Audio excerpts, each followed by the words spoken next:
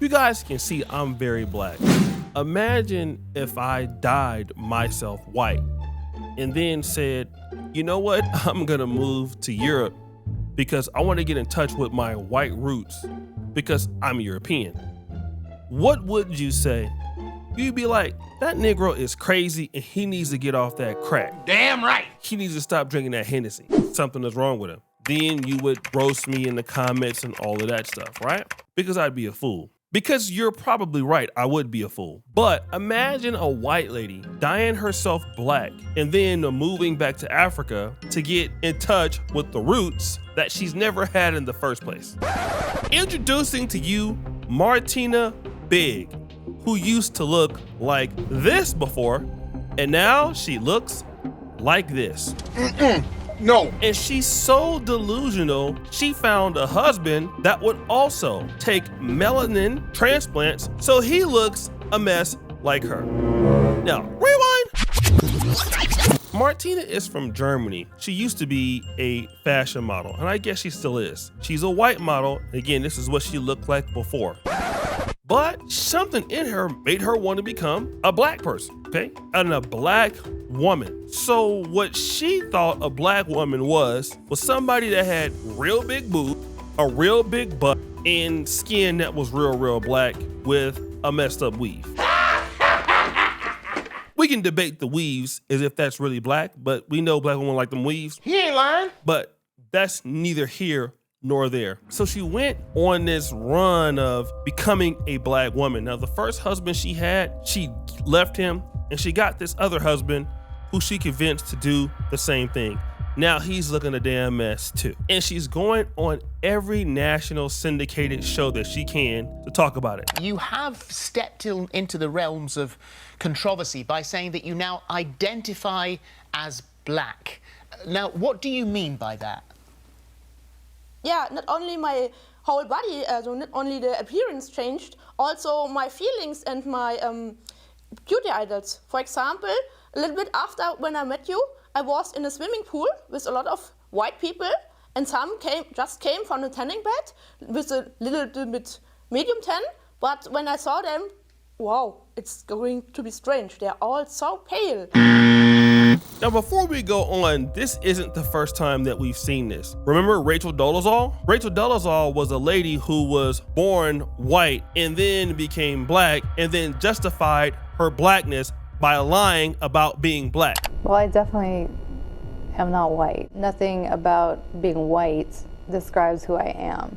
Rachel Dolezal was born to two Caucasian parents, but over the years, she's changed the way she looks, and her story is igniting outrage, offense, and a national conversation on race and ethnicity. But she's firing back, saying she identifies as black. I have really gone there with the experience in terms of being a mother of two black sons and really owning what it means to experience and live in blackness. But let's get back to this lady, because she's even worse than Rachel Dolezal. People are starting to get upset that this lady is getting all of this attention and moving back to Africa. She's been going to several podcasts, and people from the black community are like trying to educate her on how dumb all of this is, and she doesn't even care. Being black is not just, and I'm sure you've heard this before, but being black is not just the color of your skin. It's like, and I know you've been to Africa and everything like that, but it's a cultural thing. Me and Vince, like we,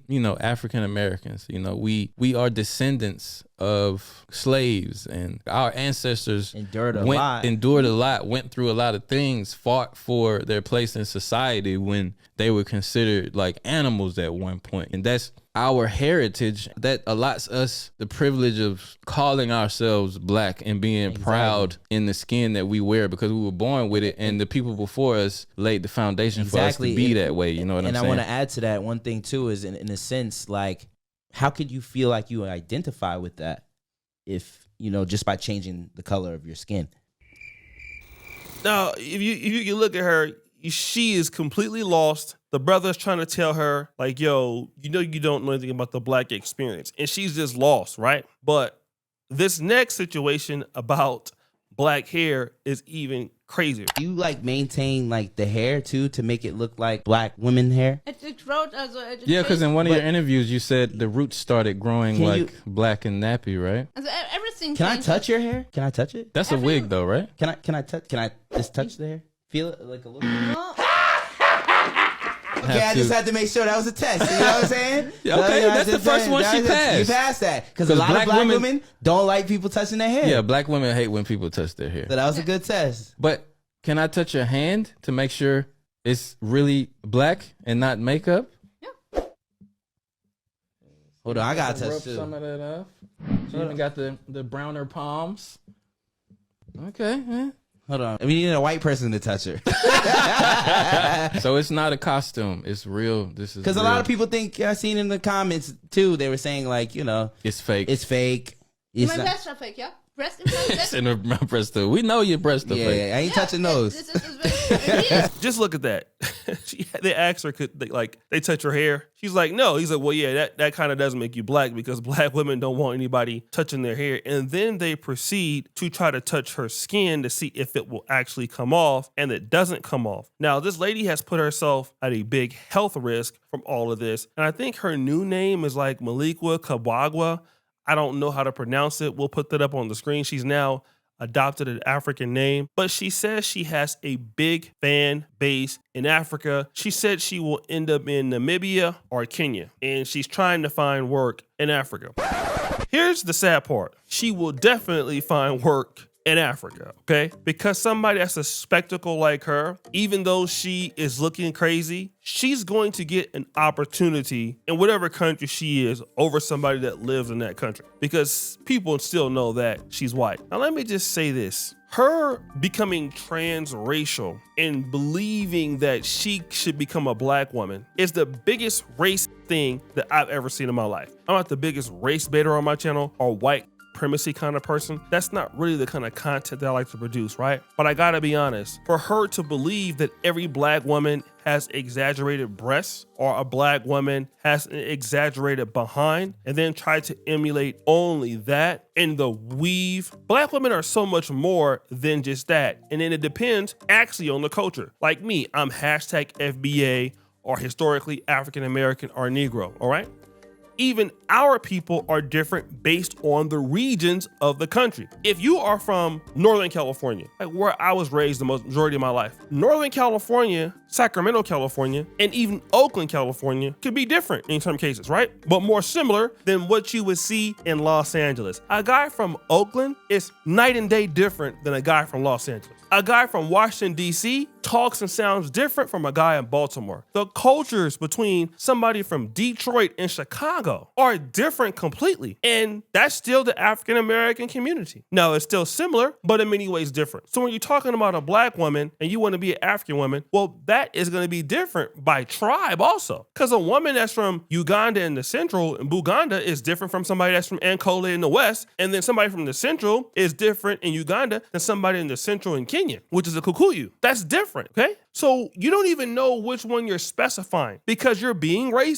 You want to come to Africa, but what part of Africa? What do you identify with? And so this person can come and just basically make a mockery of a black woman and a mockery of Africa. And honestly, if I were to do that in Japan as a black person, or in Thailand or Vietnam, or in an Arab country, they would say, you're not going to come here and mock us. We're going to get you up out of here. But I can guarantee you, if she comes here, don't get me wrong, you're going to have certain brothers and sisters in Africa that's going to call her ass out on that foolishness. But she will get opportunities. I see white people come here all the time in Uganda where people can't get jobs, people can't do things. I hear them on the radio. I see them getting opportunities in media that Africans can't get. And there was one time I saw a lady who was doing a show because she could speak Luganda. Big BBW white lady. And she was on the air. Just had came here because she was white. There was plenty of women in Uganda more qualified than her, looked better than her, knew the culture, couldn't get on. There are radio stations in Uganda that have white female radio hosts. I won't call that